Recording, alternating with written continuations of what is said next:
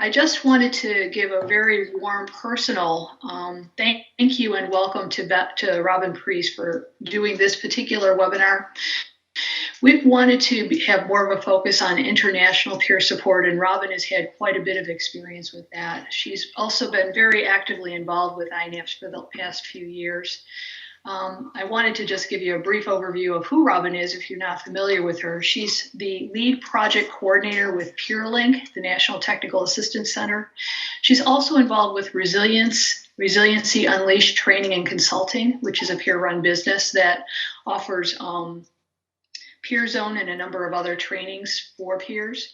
She's the previous executive director of the Alaska Peer Support Consortium, and she's worked across 4 countries in peer support roles, including being a part of the major reviews of the peer credential that was established in Canada a couple of years ago. She'll be talking about that. She's been a keynote at many conferences, including Alternatives and Inapp.S last year in 2016. And she will be appearing at our Inapp.S conference in Phoenix, and she'll talk a little bit more about that as part of her presentation. So I just really, again, want to give a warm welcome to Robyn, and take it away. Thank you. Peter, were you going to make any comments first, or you just want me to head into it? No, why don't we take and go into it since we're running a couple of moments late, if that's okay with you. That's absolutely fine.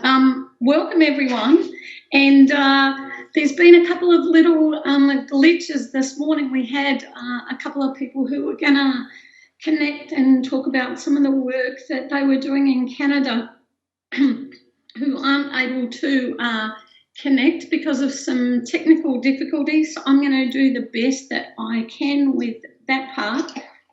It's certainly an honour being asked to do this presentation for Inapp.S. So hopefully what I talk about is useful. You will have my email at the end, and if you didn't find it useful, let me know and I'll provide you any other information I can.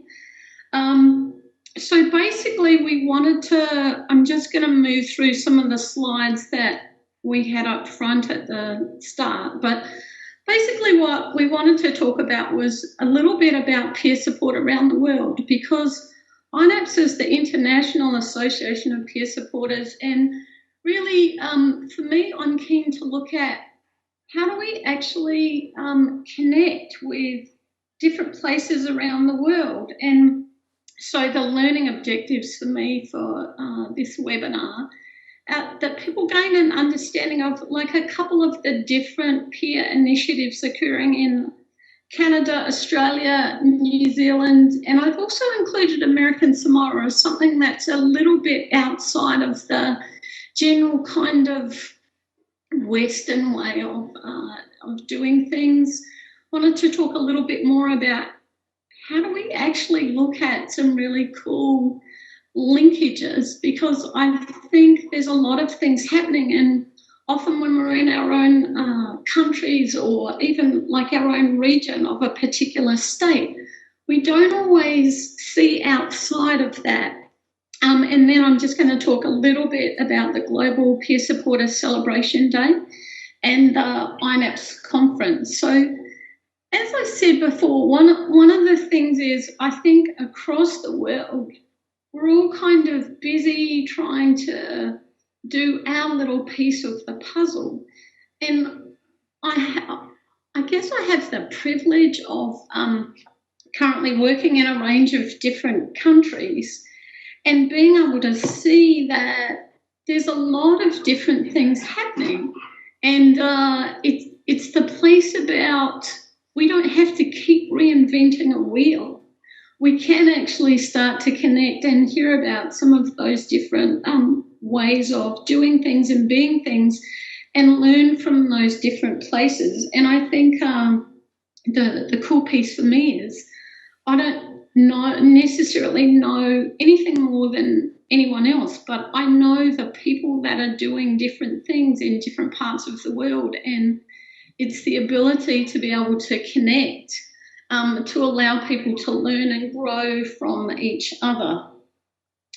So I'm going to start with the Canadians, and the reality is I haven't looked through their slides. I don't know them all. I know this initiative, But I'm just going to kind of try and run through their slides, and they were going to do like a bit of a 15-minute piece, but we'll just see how it goes.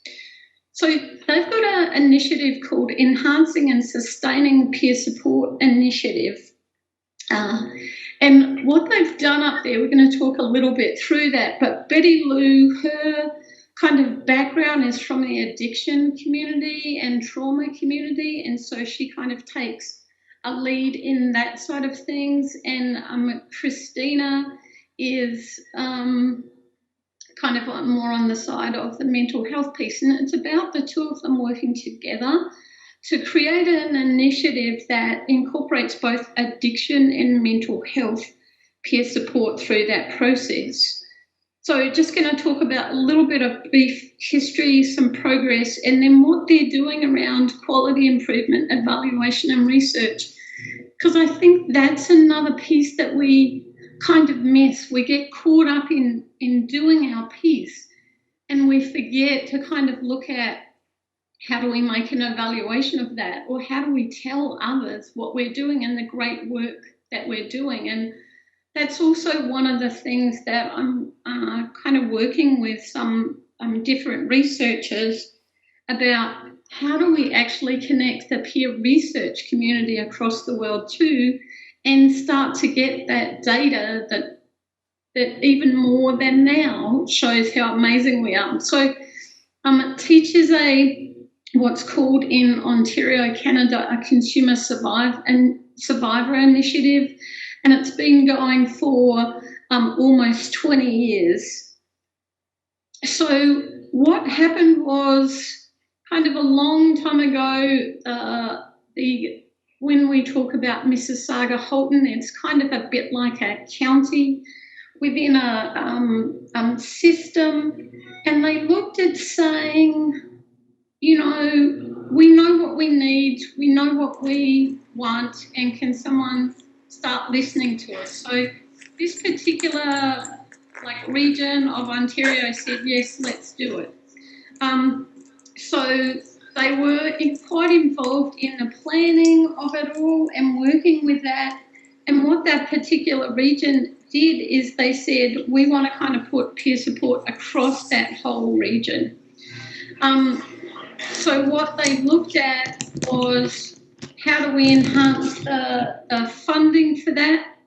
And they looked at all of the documents. And in 2010, a document was released in Canada called Making the Case for Peer Support, where we've done interviews across the country, interviewed over 600 people about what they wanted from peer support, if they were working with peer supporters, how that connection would work, and what the peer supporters themselves wanted. So it really was, how do we start engaging with more positions? And there was a whole discussion at the time about, do we put people in mainstream services, or do we have them located in a peer agency and then put them out there? So in terms of this, the kind of scope is they put 40 paid positions in a range of different organisations. So they had them in the housing, they had them in the alcohol, drug and gambling, they had them in the Punjabi community health services. They kind of said, what are all the agencies in this region, and let's put peers into all of them, and how do we support that? So sorry, let me just go back for a minute. So what they've done is put those 40 peer positions across that initiative, and set up a kind of structure across it where once a month they get all the peers from their different agencies together to talk about a knowledge exchange. They also once a month get the 24 supervisors, some who are peers and some who aren't, together to talk about how do we grow strong as the region. And then they also have the agency management come together and talk about how do they keep growing the peer support piece. So what they wanted to make sure is that we didn't put peers into like a mainstream service and just kind of dump them. And I know that, peers are going in different mainstream services, but the piece for me about this initiative that I wanted to highlight is they actually have the two peer leads, Betty Lou and Christina, and keeping it together, keeping it tight and trying to coordinate across the whole region, all of the peers in all of the services. So there's still that reflective practice of peers working together. They kind of looked at a range of, and I'm going to run through this slide pretty quickly, but a range of the kind of places that they were influenced across the region. And then they put a kind of governance group together, and they've also put a kind of advisory team or stewardship group, they call it, of leaders, experts and champions in peer support to make sure that the agency is completely kind of clean around peer stuff. So I think one of the things that they've done here, they've put those 40 positions in the last 18 months, or just over 18 months now. And I think the piece for me is their approach to the evaluation also looked at that. So they already knew from research, and they're quite connected with Larry Davidson. They also knew that, yes, peer support worked, but what was it going to look like in this region, and how do we actually make sure that the processes are working and there's outcomes? So they looked at the peer support workers surveys and what there was suggested. They look at the service providers. They made sure there was clarity around the roles. And then they started, what are we not kind of looking at? And I think one of the things that, and I do some work with these guys, but one of the things that became really clear is that we talk about peer values, and we talk about them in the training, but we don't ever sit down and go, what do they look like on the ground if we see them actually occurring? So we started trying to look for, research around that, and found that there wasn't anything like that. So they've started to kind of do some work around that. They've pulled together a whole lot of documents, competencies, processes like that.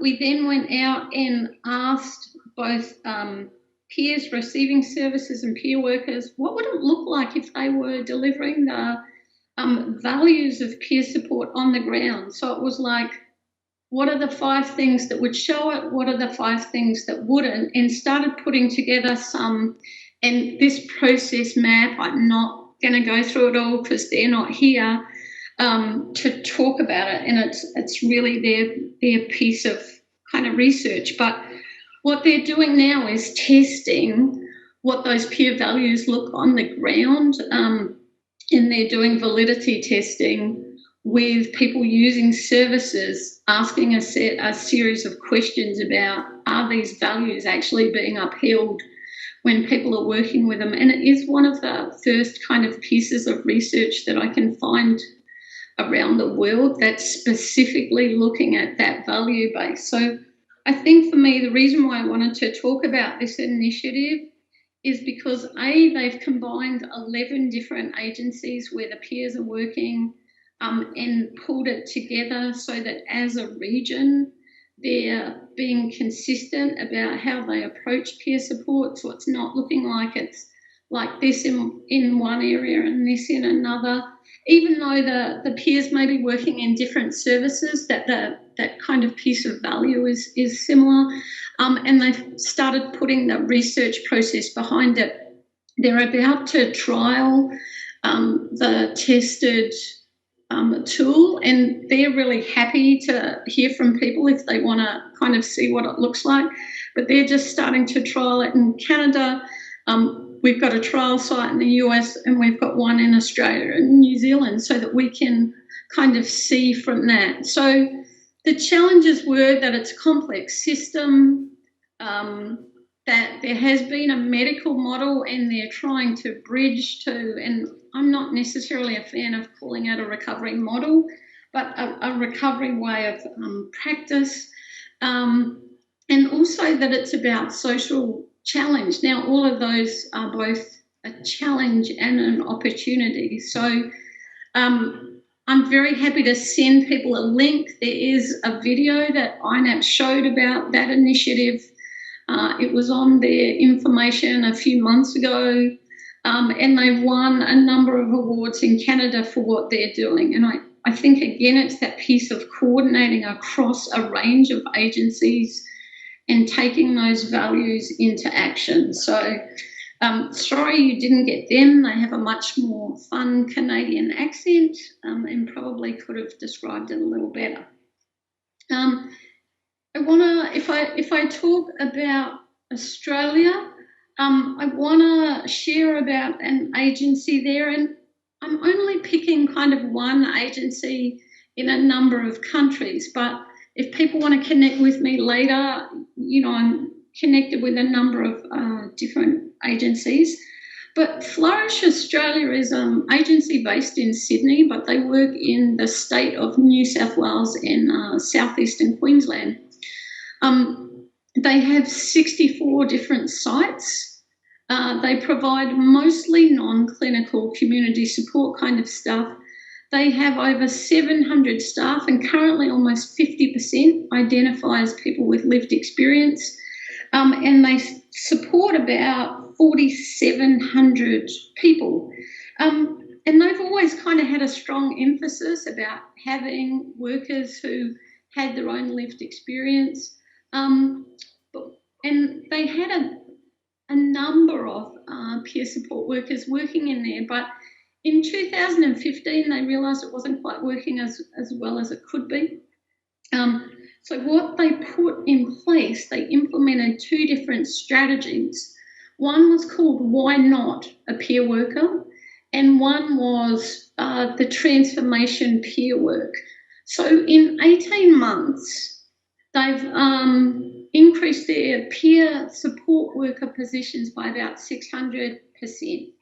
So they've now got, and it's a little more than that now, this is a couple of months ago, 145 peer support workers working in their agency, which, you know, in 700 staff is like pretty good compared to the norm at the moment. And how they did that was they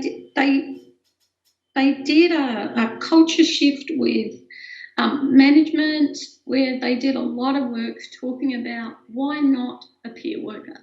So often we hear people say, why would we have a peer worker? But these guys went, well, why not? And so every single position in the agency, when a vacancy came up, was looked at and they said, why can't this position be a peer support worker? Like, what is it about that position that precludes having a peer worker in there? So over a period, they started, when they got vacancies, changing those roles to peer support worker roles. So there was a big bit of education around that in terms of the agency, and talking with all of the managers and doing a lot of work around the job descriptions and processes like that. And they also then had a huge thing with the human resource department, because as you can imagine, with 700 staff, they've got a fairly hefty human resource department. And so what they did there was say to the human resources department, this is still a merit-based way of looking at jobs. So although we're moving some of the positions to peer support worker roles, you still want to make sure that the people you employ are appropriate for the position. So I think I've seen in my experience over the last 20, 25 years where we've put people in positions purely because they have a lived experience and they're not the right person for the job. I've seen at times people put someone with a lived experience of mental health in a position who doesn't like people. Well, that doesn't work being a peer support worker if you don't like people. So these guys did that. And so what they did when they were employing was, if they couldn't find an appropriate peer for the position, they actually reverted back to like anyone could apply then. So it wasn't like, oh, we're just going to plug the position with a peer worker. So they did a lot of that kind of work up front.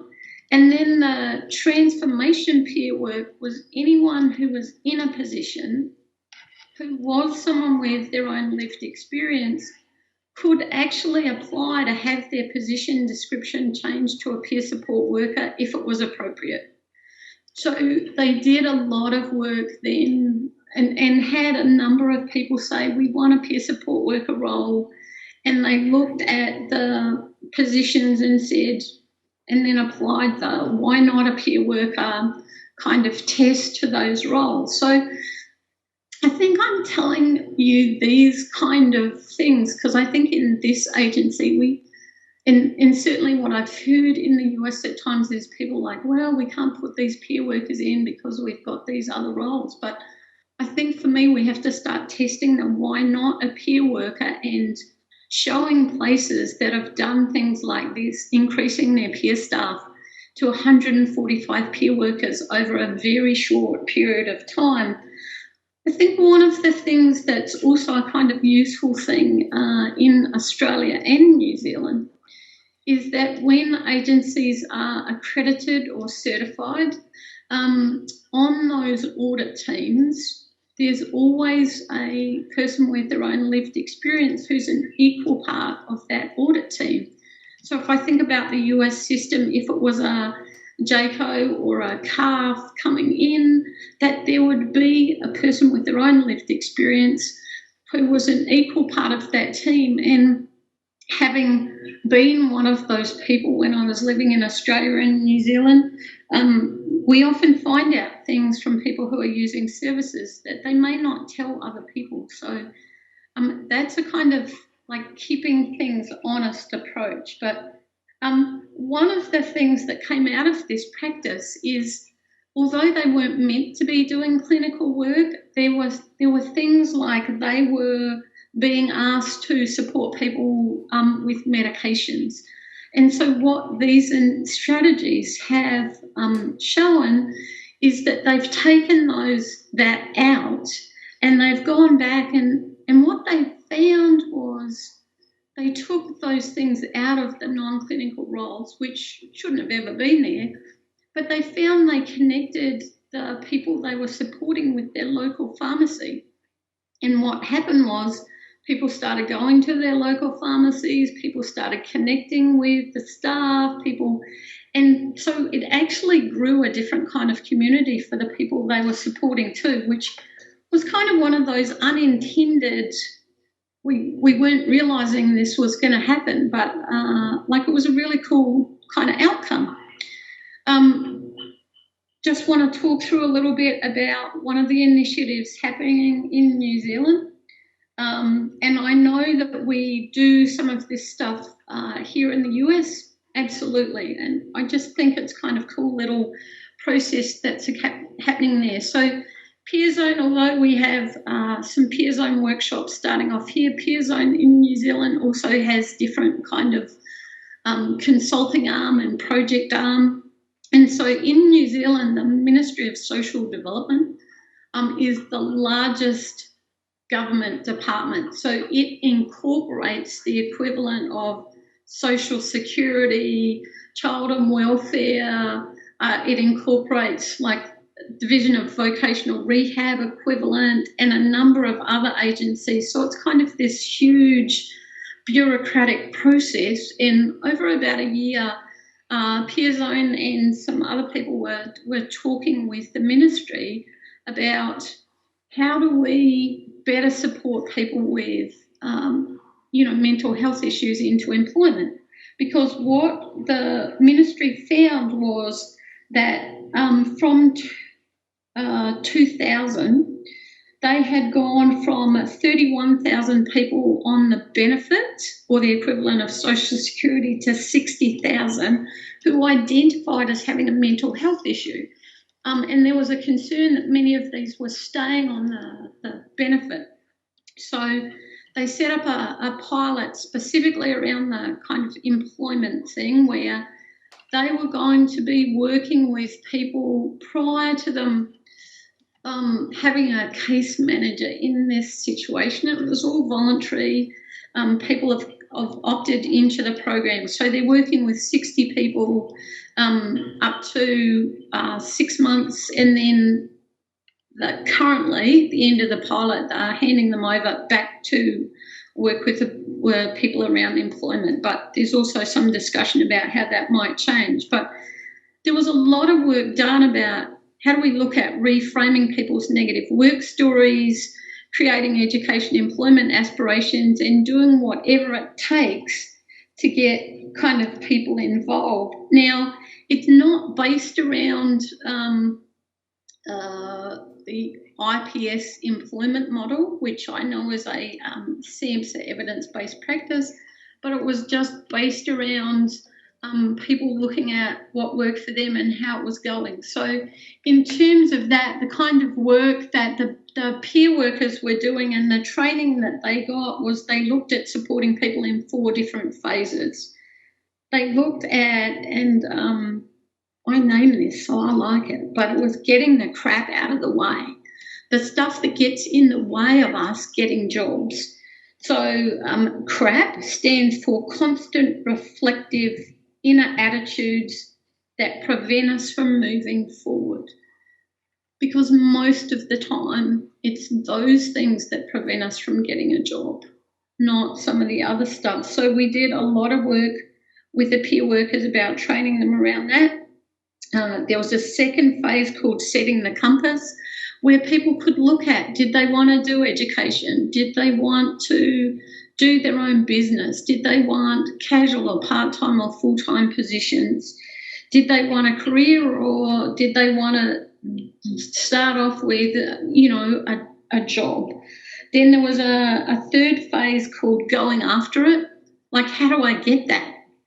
If this is what I want, if this career is what I want, how do I go after it? So there was the kind of things in there. And then we did a fourth section with people called Playing Well in the Sandpit and Reaping the Benefits.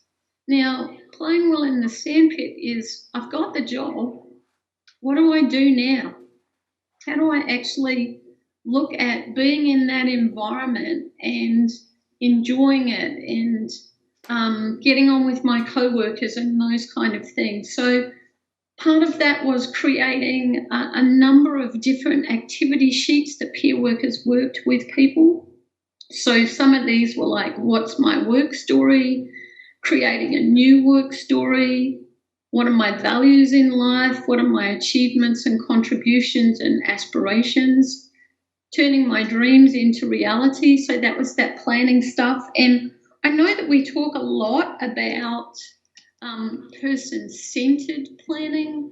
I am more of a fan about us talking about person-directed planning, because the reality for me is that I can stick someone in the centre of a circle of people talking about their life without that person directing it. So we talk a lot about that. There was worksheets on furthering my education. Robyn, could I interrupt for a minute? Robyn? Yes. Robyn, can you hear me? Yes. Robyn, there's somebody that's asked the question, I think before we go further along, Sure. there's somebody that asked that you repeat what the CRAP stands for, please. Okay. It's constant, reflective, inner attitudes that prevent us from moving forward.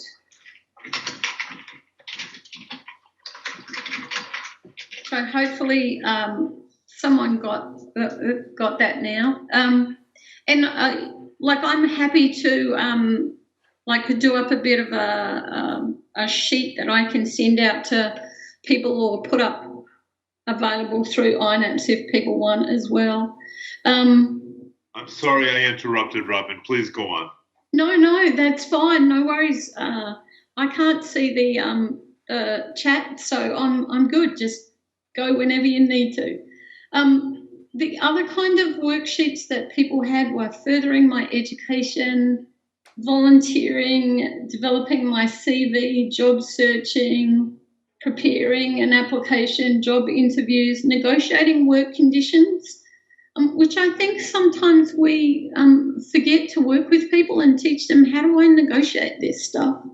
Adapting to a culture of work and getting on with workmates. And I think one of the coolest things, because I did the training for the peer workers for this project, is watching them grow when we were in the training practicing these worksheets, because these was just specifically designed. They weren't from any other project, and we got to trial them with this group of people and see them growing in their own confidence as well. So that pilot's working kind of quite well at the moment. They're just starting to get the people they're supporting now, because it's only just started, but in terms of like a big government bureaucratic department taking something on, I think we really forget that we don't just have to stay in the health realm. I know that there's many that go off and look at different options for funding, but I think I'm really keen that we stop just looking at health now. Certainly, I know it's not on this slide, but one of the things is I'm talking to a number of employee assistance programs in different places about how do we have peers included as part of the employee assistance that someone could get. So I think it's just starting to look differently. And then I just wanted to give you a kind of brief update or tell you a little bit about American Samoa. So it's a tiny little island, 55,000 people out in the middle of the Pacific, out near Australia and New Zealand, and I'm working with them as part of my peer link position. And what they're looking at, we're working with the local peers in the Department of Human Services and Health out there. Actually, it's Health and Human Services, but you guys will be cool with that. Is that we've developed like peer training, but what's occurring with that at the moment? So that's general peer training that, if you're in the US, you would probably get, but what we're doing at the moment is culturalizing it. And I get that's not probably a word that you'll find in the dictionary, but it's not about translating into Samoan and just changing, English to Samoan. It's about looking at what are the actual concepts in Samoa that we need to put into that training. So we're working on that at the moment, and I'm actually doing a presentation at the Inapp conference with Jessica Carroll from PeerLink, who's doing a similar thing with a number of Native communities in Arizona currently and Oregon. The other piece that we're doing there is they're very keen to look at certification, and I know there's pros and cons of certification, and people are like, well, it gives us some street cred and it has a framework where we can be professionalised, and then there's the other side of the coin where people are like, we don't want to become so professionalised that we lose the essence of peer support. So what we're doing in American Samoa at the moment is looking at what do we need for certification, because originally they were going to go with either RC and RC or NADAC. And what we've talked about now is developing something that's culturally specific. So when people are sitting the exam, there's cultural context for the peer training and the way that it would be delivered, rather than just this Western model of here it looks. And I think that's one of the pieces that, when we look further about how do we look at combining stuff or sharing stuff worldwide, how do we make sure we don't lose that cultural piece? So, and when I look at these guys, they put aside 5% of their block grant money as soon as we went out there and started talking about peer support. Now, 5% for them, they were getting 100,000 a year, so 5% was 5,000. They've now had a drop to 75,000 for a year. That's the funding they get from the federal government. So it's a little less, but what's occurred as a result of that community starting to talk about peer support is they had their first ever mental behavioural health summit in May, and part of that summit, people actually started standing up, more than one or two people who had done in the past, standing up and saying, yes, this is us, in a very small community that's very concerned about, I'm just trying to think of it. It's a very religious community. I think 97% of people on the island are like some religion and very active in that. And people haven't talked about it before because it's kind of been this secret. And because we connected the peers and the families and really worked at this cultural piece of it, people came together and stood up. They were on the TV, they were on the radio, doing a booklet about people's different story, and now the whole community is talking about it. So, I think sometimes we get caught up that it can't be simple, and I think if I look at some of these places, it can be. We just sometimes get caught up in doing everything we're doing. So I just want to say, don't be like this. Oh, look, that wheel looks great, but I don't think it'll work. Let's do something different or smarter or something cooler. There are a lot of amazing practices around the world, and I talked about some, and hopefully, you found them interesting, and if not, as I said, tell me and I'll find you some others. But it does take us actually keeping some records. It does take us actually sharing, because that's one of the other things for me too, is that we get caught up about this is ours. Oh, this is ours. And we can't share it because it's our stuff. And I think my biggest encouragement here is if we're going to create what I think we want to create, this huge amount of peer support across the system that supports people and works collaboratively with others. I'm not a fan of, just saying, oh, peer support's the be-all and end-all, because it's not. Some people don't want peer support. Some people don't like it, and there's crap peer support, just as there's crap psychology and, social work and stuff. Like, we're not just these perfect people, but if we start sharing, then we don't have to keep reinventing. And this slide's about starting to talk about how do we connect across the world, because we're all trying to do it. And if we actually start to share in our resources, our thinking, our processes, imagine how cool it could be, even if they look slightly different in American Samoa to New York. So one of the ways that we can start to do that is the Inapp.S conference. So if you're not currently registered, I strongly encourage you to come. It's the 11th annual peer support conference. It's the only conference I know of that's specifically dedicated to peer support work. So it's in Phoenix, and the keynotes for that are Pat Deegan, Chaku Mathai, and Sally Zinman, some stunning, stunning people, and I know there's a lot of great presenters there too. The other thing that we can start looking at is how do we support the Global Peer Support Celebration Day. So there's going to be a special kickoff event at the annual conference in Phoenix, and the Global Peer Support Celebration Day is the third Thursday in October.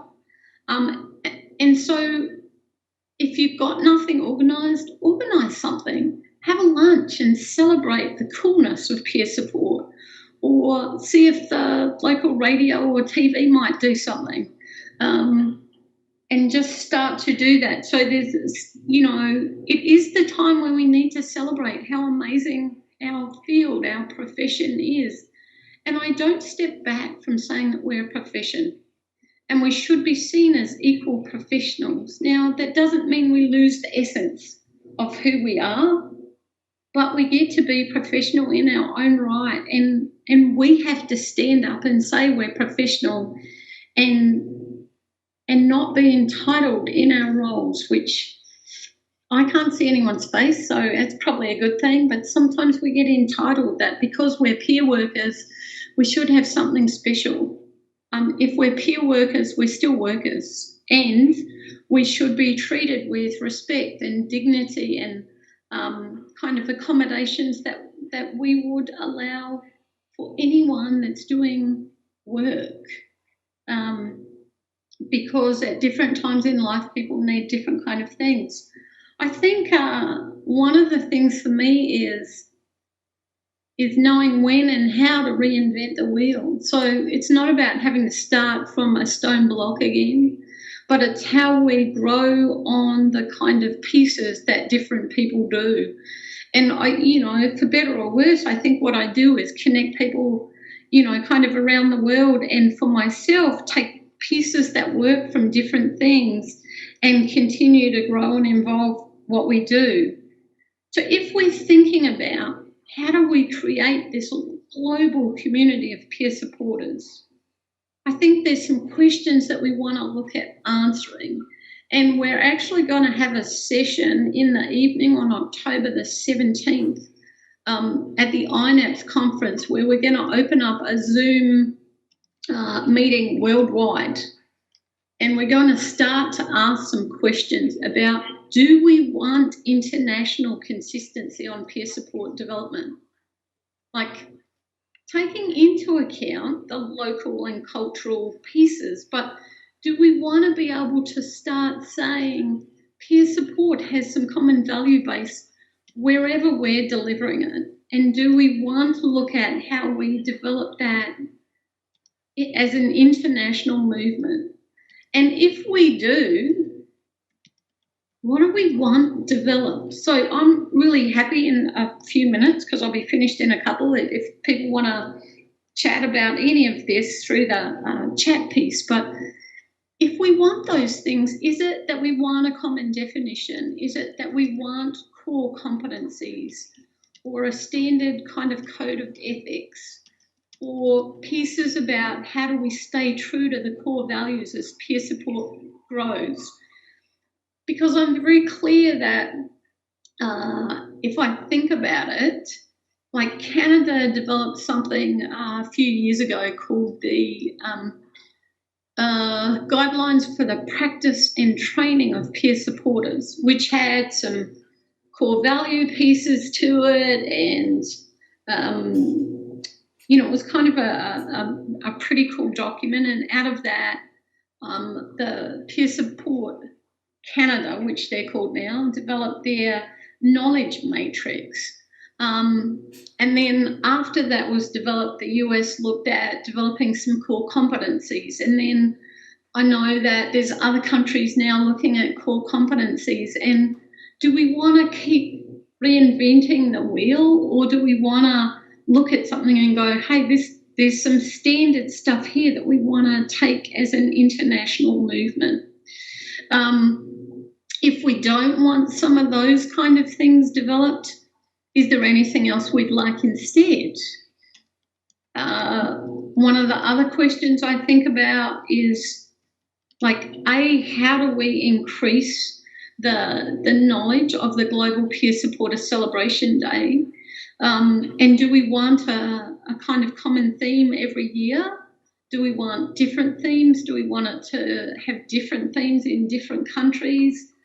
How do we want to do that? And these are the questions that we're going to ask at that session at Inapp to see if we can start to kind of look at how we bring the world together. And I guess that's my thing before I die.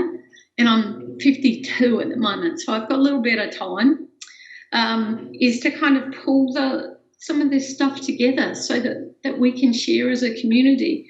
And then also, how can Inapp make sure they incorporate the views of different nations? I'm a big fan of Inapp, and I'm also a big fan of annoying them by saying, if you're going to be truly international, if you're going to put the I on the start of your name, you have to look at what that looks like internationally. And I get the majority of the emphasis has been on the national movement here. And I also know that, funding moving forward, there might be a bigger emphasis on that national piece.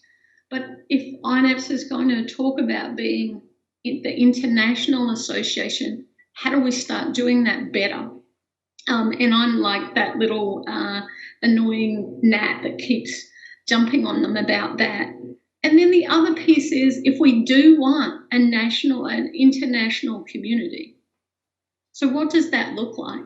Do we set up some calls that we have quarterly or 6 monthly? Do we just connect at the Inapp conference and have like that Zoom meeting? And for me, it's about being led by the community. So I have some thoughts in my head, and, I've put some of them out there around the place about, hey, why don't we try doing some calls and doing some stuff like that? But I want to be led by the community around the world about what they want. And I think the big thing for me is a lot of people don't know there's all the different things in peer support happening in different places. And I mean, I have so many things in my head about the different stuff that's occurring that I didn't have time to kind of put it all out there. But I wanted to give you a couple of things and say I'm really happy for people to connect with me. I'm really happy to share any of the other initiatives and things I know about. And I kind of want to throw it open and leave Peter to kind of manage the chat. I don't know if it was helpful. I hope so. Thank you very much, Robyn. You did a fantastic job of bringing very important information to our audience, and I thank you for that. Folks, if you want to, you can put your questions in the chat box. We're not going to get to all of them, but Rita will take and copy down your questions, and we'll make sure that Robyn addresses them so that you do have an answer. I have a question here from Paul. And is there anyone else out there using music therapy in their peer support practice? Robyn, I don't know if that was geared for you or for everyone in the audience, but that was a question that we had before. Paul, I'm just trying to think. I know someone in New Zealand that's doing it. I'm going to take a note and do a little research on that for you, and I think there's someone in Canada that I know of too. So I'm writing myself a note. So maybe I don't know how I can get that information to you. Paul, would you take down her email address and ask her that question so that she'll have a way of getting back to you, please? The next question we have is, in Samoa, how do you locate, reach out, and collaborate with local culture? Oh, okay. So one of the cool things for me is I had lived in New Zealand for a number of years, so I had connected with Māori there, and there's a lot of Samoan people there. So when PeerLink got this contract, there's a group in New Zealand called LAVA, which is like the Pacific Mental Health Workforce. I connected with them to connect with someone in American Samoa, well, someone in Samoa who connected me to someone in American Samoa.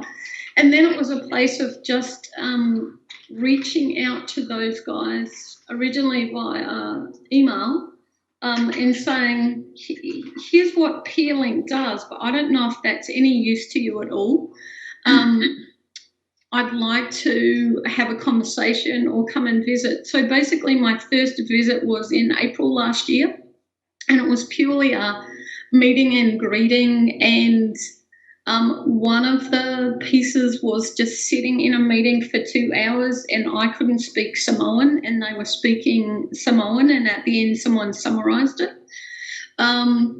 And so it was a case of spending time in the community to learn some of the cultural stuff. Like, I knew it was very family orientated. I knew it was very religious. I've been there 3 times now in the last 18 months. And every time it's more about like just being in the culture and not coming in there as if I knew what I was doing. So I said, I've got 20 plus years of working in peer support, but not in your culture. So how do we combine the knowledge that I have in your cultural piece? And it was also about connecting to the elders. That's a really big thing in some of those communities. Hopefully that helped. Don't know. Okay, the next question is, how does formal training fit into this? I have a master's in counseling psychology, and I want to mix the two in a way to be respected for all of the work that I have done to get that and other training, not just that I am a peer. I feel that the education piece is overlooked. I'm not sure if I'm going to answer this correctly or not. I think there's I think one of the things I've seen when people have come to, I can only talk from the peer training that I run, is I've seen psychologists come and counsellors come and say they really enjoyed the kind of expansion of a way that they do their work. And so I think there's a place there. I think we can have peer roles that stick to the values of peer support and have people who bring other skills as well. Or we can have other positions like counselling that incorporate components of people's lived experience. So I'm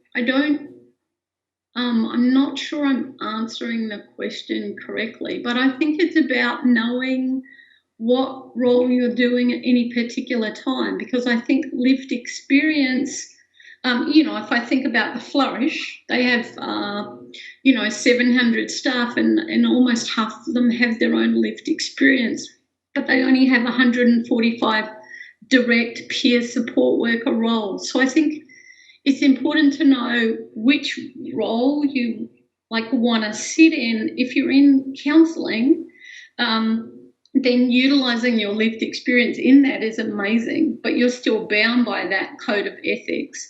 Whereas if you're in peer support, then it's staying within the values, and you may well bring some of your other skills to that, but it's about staying in the value base for those roles. I'm really happy for whoever asked that question to email me and have a bit of a further conversation, because I'm not sure I got exactly what you wanted from that. What she basically was saying is, she added a couple of more comments on, she doesn't feel that she's being respected due to the peer role from non-peers. So I would suggest that you take Crystal, I would suggest that you take down Robyn's email address and have a direct conversation with her. I think that's going to help. Yeah, I don't see any other. I'm sorry, go ahead, Robyn. Yeah, I'd be really up for that, Crystal. And I think the guys at Flourish in Sydney have managed that pretty well. So it might be we can connect with you with other people who have similar kind of stuff happening for them. I don't have any other questions in the chat box. I want to thank you very much, Robyn, working under very difficult circumstances. I thank you very much for doing an excellent job on the presentation. The comments are coming in as well. Crystal, the email is up on the screen. It's rob@resiliencyunleashed.com. Yeah, if you're a member of Inapp, you can get a certificate for 1 hour of continuing education. Just send an email to webinars@N.A.P.S. Asking for a certificate for webinar 32. We'll verify your membership if you're a member. Great, we can do that. If you're not, please join. It's one way we can get you to join. Okay, go ahead, Robyn.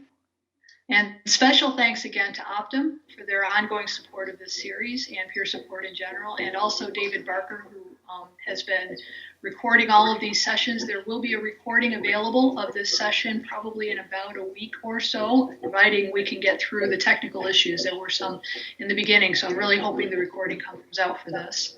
And one more slide, Robyn. And on behalf of the International Association of Peer Supporters and Optum, thank you. And thank you, Robyn, very, very much for hanging in there, even though you lost 2 of your co-presenters and we had all those technical challenges. You did an awesome, awesome job. And that's exactly what everybody in the chat is saying too. So thank you.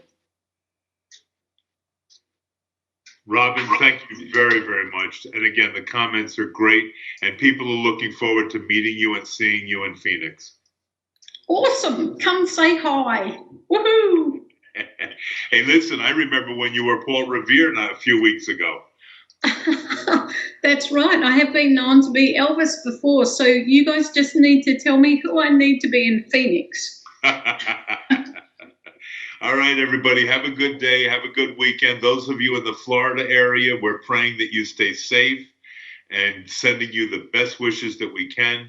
And please be safe in whatever it is that you're doing. And again, thank you all. Can you flip back to the email side? Could you put up the email address again for a moment, please? Okay, with that, Crystal, you got to write it down. It's also in the chat box. There's ways for you to get it, Crystal. All right? So take care, everybody. Have a good weekend. And thank you again, Robyn, very much for the great work you did under some very difficult circumstances today. You're welcome. Bye, everyone. Bye-bye, everybody. Bye-bye, Rob.